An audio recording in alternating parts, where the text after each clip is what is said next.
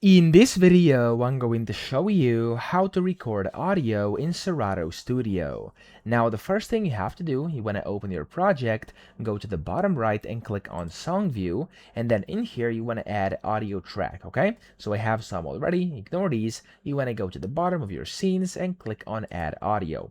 When you do this, it's going to add a new audio track just like this, and to actually record your audio, you want to click on this record button. However, for me, there's no device up here currently. So what you want to do is click on here where it says input setup, or if that doesn't work, go to the settings cogwheel up top, click on setup and click on audio.